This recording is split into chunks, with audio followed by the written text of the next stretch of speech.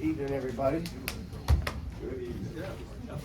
All right, Coach. Opening thoughts on that one? What a game. Opening up conference play with such a great, team. I got a lot of respect for Billy and his program and their guys, watching them on film, just in particular against Kentucky and Villanova and Princeton. I mean, it's an NCAA tournament team. And I thought, coming into the night, we were really going to have our hands full. Really was concerned about the ability to take care of the ball against a high-powered group like that because of the way they shoot. And was very concerned about their zone and their length as well. So we spent the last few days really talking about, one, how important it is to take care of it in conference play. Obviously, we're stressing, the toughness plays, not giving up on plays, staying with it longer throughout the game, regardless of the circumstances. And I think today was just a great opportunity for our team to kind of grow up a little bit right before us. We down 10 in the second half, weren't playing well, gotten caught up with the officiating. It just felt like it was like, yeah. And then our bench did a great job. Brandon Weston and Jeremy Fumina, both guys really stepped up when we needed sort of a burst. It's a credit to them, those guys, in terms of how they prepared to play in the last few days after our Northeastern game. We had some hungry guys in practice, I think, that are getting the message that, we're not going to play guys just to play them. You got to earn it. And I thought it was a great 2 days leading in for those two guys. And when they get their number called, to watch them cash in, that was really, really just a great thing for those two guys. But the key to the game at the end of the day was the free throw line and us not being able to turn it over. I think that we're getting back to becoming a more physical team now that our front court is back intact. David obviously adds a completely new element, to how we want to play, and he still realistically isn't anywhere near being able to get in game shape right now, but he's still playing 30 minutes. But 35 free throw attempts, and in the first half, more of the same. And then us being able to convert at the foul line finally in the second half is a huge deal. Us only turning the ball over 10 times and having 18 assists, that's probably the other thing that really stands out about this game, is taking care of the ball. And we had a lot of guys contribute. It's a hard deal to play against St. Joe's with the way that they space you, shoot. Their guards are so lethal. But I thought we did a decent job not turning it over, which at the end of the day really allowed us to play in the half-court defense a little bit more than just giving them easy baskets. But thoroughly impressed with our guys, and I was impressed coming in with St. Joe's. They're a terrific team. But for us, 1-0, and we'll learn from this. We've got to get a lot better, and we'll move into game 2, which is, obviously after the weekend. We get the bye weekend. Questions? Coach, you put a lot of faith in a freshman there down the stretch Yeah. with Cam the last time out, but what do you have to say about his performance? One turnover? I thought Cam really, at the end of the day, he's a gamer. He really is. I mean, he's sort of oblivious to good shot, bad shot, good play, bad play. He doesn't really get too caught up. He's one guy on our team that doesn't lose his mind on officiating calls, and he just kind of stays with it. And Louis really needed a break at one time. I thought at the end of the day, Cam gave us the best chance because he was out there in a rhythm. And he handled the ball pretty well for us late in the game. He was out there for a good portion of it until the last play. I thought we needed to get more of a guy like Louis in the game at that time that really kind of understood our play calls or whatever we were going to do, just so we had the right people in the right positions. But Cam is a gamer. He's one of the best freshmen in this league, as is David. I think that's clearly evident. Those two guys are really making a dent right now. And but I'm proud of him. He's a great kid, how he works.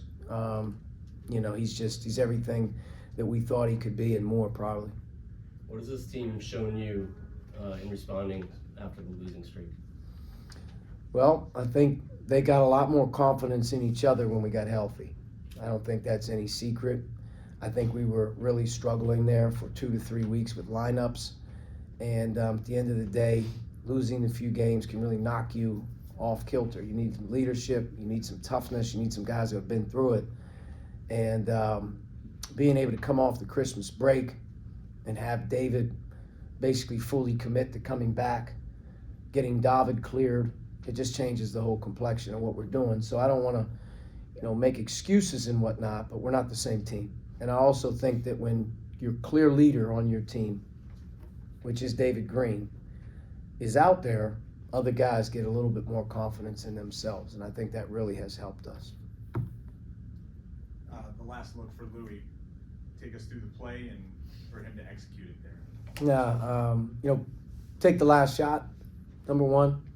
We wanted to give him the ball and just give him an opportunity to play without the screen. We were a little worried with the double team that they may bring, so we really just wanted to kind of give him the alley there. The two guys in the middle of the floor were a little bit disheveled in terms of being able to break at the right time, and I think Lou just ended up centering in on working off Dave Green in the middle ball screen, and to his credit, he made a heck of an individual play. He split it, floater. It makes the coach look good out of a timeout, but it had nothing to do with me. He made a good play. St. Joe's only made 8 3-pointers. How important was this in your game plan for tonight?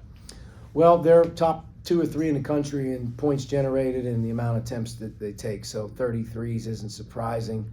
I think at the end of the day, we did a pretty good job on Eric Reynolds. I don't think he got a ton of clear looks. One of his threes was against a 2-3 zone that we don't play. And we played it because the coach thought it was a good idea out of a timeout to surprise them and give their best player a wide open shot at the top of the key. So one of them's on me. And then, he had to work for most of his looks. I thought Lynn Greer was terrific. He's one of the best point guards anywhere. I mean, he is really hard to deal with. But just in terms of their other guys, if you look at, the other guy coming in, Cam Brown, he only took 3 threes. He was 0 for 3, so that probably hurt them a little bit. But I thought defensively we hung in there. We weren't great. They ended up shooting 39% and 26 from 3. Those numbers look good. But I think part of it could be maybe just life on the road. Maybe they just didn't have one of those nights. I've seen them on film enough to know that when they get it going, it's a little different. But tonight, maybe they just didn't have it, in terms of being able to get that going. But I thought our kids competed really hard. And, we had some breakdowns as we normally do, but we're getting better at playing through the breakdowns, which I think is important. Archie, this team down 10 in the second half. In the past, this season, you said they've kind of gotten down in the dumps. Yeah. That didn't happen. No, it clearly didn't happen. And I thought our kids voiced, they stayed with it. They were encouraging. I didn't think we were playing, really bad. It's just at the end of the day, when you start the second half off and you draw 3 fouls and you go to the line 6 times and you don't make them, it deflates you. It's a terrible feeling to go. It's a turnover, and we were just, I think we had at least 4 free throws in the first 6 free throws in the first 3 or 4 possessions of the second half, and we're coming up empty, and they're not really converting. So it's like, God, we got to hang in here a little bit. They don't have it going right now. They could have put us out of commission, but like I said, kids were able to stay with it. I thought a lot of guys contributed. I thought our bench really, Brandon and Jeremy at one point in time, again, really saved us, and I thought David was just pretty much a warrior all night long. Coach, I'm curious about just a mindset shift, especially now that you have David. When conference play starts, is it almost kind of like a fresh start? Yeah, new team, new season, the whole deal. If you watch us play over the last 2 weeks, you're pretty much squashing the first 10 or 11 games. We're totally different just in terms of personnel and ability level. And now that we kind of have some things figured out, we can keep tweaking with it a little bit more. And, we're going to need every single guy on our team to kind of be ready to go here moving forward. But we're all a little different right now. I mean, I think David, since we've been back, has had back-to-back double-doubles, and I think David has posted at least 15 a night. I'm not saying that's going to happen every night, but that wasn't there the first 12 games. And David, he is a very emotional player. Very. Sometimes it seems like it can get the best of him. Oh, yeah. How great is it to have just someone that's so passionate and emotional? He is. He's an unbelievable kid. He's an unbelievable person. He's intelligent. He gets really bent out of shape with officiating. And it's really hard to tame him down to the point where he may risk it all one day on a ref. Hopefully it's not at Rhode Island, but he does not like officiating. And he's got to calm that down. We're trying to get him to mature a little bit. He was able to play back through it, but sometimes you got to get him out and just settle him down. But he's a competitive guy. He's a good player. A lot of our guys just in general get way too caught up in what's going on, sometimes, and that's burned us this year. It's hurt us all season long, but David definitely, he's emotional. But I thought once he was able to calm it back down, we were to get him back in. But, he's going to deal with nights like that. Any final questions? All good? Thank you. Thank you all. Yep.